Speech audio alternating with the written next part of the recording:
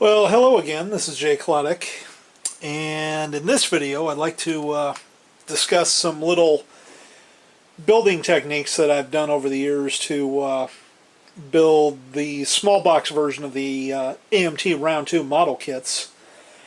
I've got two of them here. This one in the background is a USS Enterprise model I built several years ago, pretty much out of the box except for the bridge dome and the observation deck. And this was one of the older AMT kits, so yes, I did have to grind that grid off the saucer. The one in front is one of the Round 2 reissues, specifically the glow-in-the-dark Tholian Web Edition. It's a model I've currently got in construction right now. Will I do it glow-in-the-dark? I don't know for sure. My original plans were to do it glow-in-the-dark, but at the same time too, I want to take care of the seams on the model, and the plastic is a little transparent, so it kind of showcases where the seam work takes place. But anyway, let's talk about the bottom of the ship.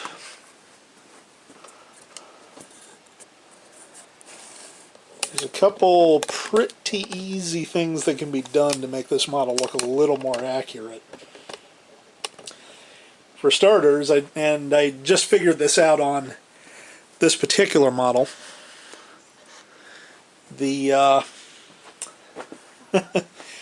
found out that a piece of SD's BT50 body tube cut to the right length will slot right over that close to outer ring on the navigational deflector mount, so you can create kind of that stepped appearance that the long box kit had. I mean, it's not 100% accurate, but hey, you can find a piece of BT50 body tube very easily.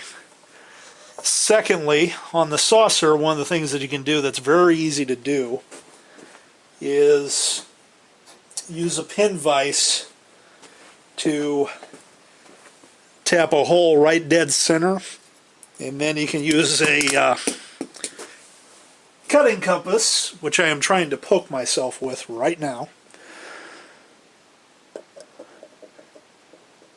Put the center point right there. Do this before you put the secondary hull on, and basically scribe in those three concentric rings. Fill the dimples with gap-filling super glue. I use clear in this case because it's glow-in-the-dark plastic, or any other type of filler putty if you so desire. These little triangular areas, which are not on the Round 2 decal sheet I'm representing here with sheet styrene, although I may pull those off, sand it back flush, and just scribe those little areas in myself. Whether they're antennas or planetfall landing gear, I have no idea. The references on that are pretty contradictory. Now, moving on, let's talk about the alignment of the ship. Of course, everybody knows that trying to get the saucer to align to the warp pylons can be very, very tough to do. Well, there's a couple little things that I've done to fix that, which are very easy to do. First off, building the secondary hull is very critical when you do this. Make sure these seams are nice and glued, especially the main spine seam back here. You don't want this seam to be splitting out, otherwise those pylons are going to splay out very easily. You can see it reasonably well in the video. There is actually a piece of strip styrene underneath that I've used as a reinforcing spine, glued in with Ambroid Pro Weld, my glue of choice, and that keeps that seam nice and stable. The first thing I did, and actually I did, the first time I did it was on the painted USS Enterprise I've got sitting behind the glow-in-the-dark one, was I used a piece of, it's either 30 thousandths or 40 thousandths strip styrene, right in front of this secondary hull neck pylon. And it does a couple things. One, it covers up a seam right there. And secondly, when you sand it just right, it angles the saucer up ever so slightly, about maybe half a degree at most, and makes the alignment between the secondary hull and the saucer look a lot better. The second thing I did, which is a very easy thing to do, is on the warp nacelles after building them, I glued a piece of very coarse sandpaper to the outer slot tab on each pylon, just on the outside, not on the inside, to friction it up in that little hole that it slots into on the secondary hull. As a result, they practically friction fit in. You can position them however you want. You don't have to worry about fooling around with a dang pylon waiting for the glue to dry. And if anything, in the case of the two pylons, this pylon I had to friction up a little more than this one. You could also do it with sheet styrene, friction up the hole. So this one was nice and straight. I was able to align it with the saucer, and only this one, the far pylon, the port side pylon, did I have to utilize a little more maneuvering to get it into place. But that pylon arrangement is nice and straight. I didn't have to build a special jig or anything like that. Okay, moving on to the pylons themselves. If you look really close, you can kind of see some white styrene plastic on the inside of those pylons. I did that to reinforce the insides. That makes these pylons more resistant to flexing. Let me pull this out of the way here and demonstrate. This model's kind of getting close to retirement. It looks okay, but it's got some yellowing and stuff. One of the problems with this one is with the stock pylons, they flex way too much.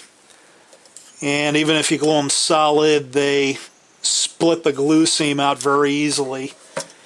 And it's very easy to do. You can just jostle the dang pylon when you're working on painting the thing, and then you got a seam you got to take care of. And putting that reinforcement in there with strip styrene takes care of that problem very easily. Therefore, the pylons are nice and stiff. They do not move around.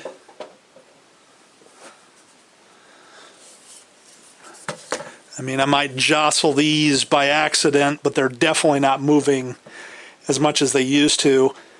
One thing I will mention too is I haven't built one of the white round 2 issues of this kit yet, but the glow-in-the-dark plastic, I like it. It has the right level of stiffness.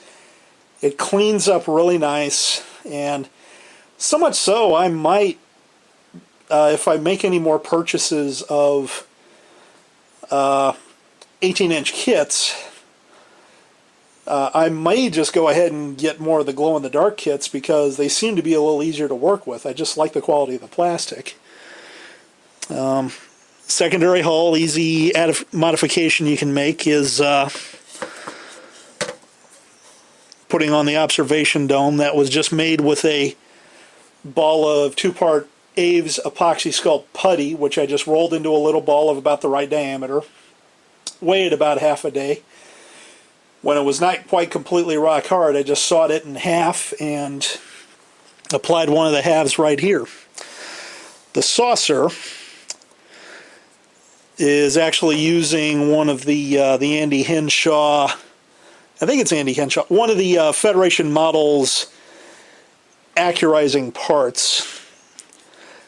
This is the series bridge dome. Pilot bridge dome would be a bit taller. I mean, technically, if you wanted to be accurate, you'd have to replace both the bridge dome and the B and C deck teardrop, but I'm not building the Enterprise here. I am building the Defiant, and I figure, well, okay, we didn't quite see what the bridge dome looked like, so we figure the ship's a little different design.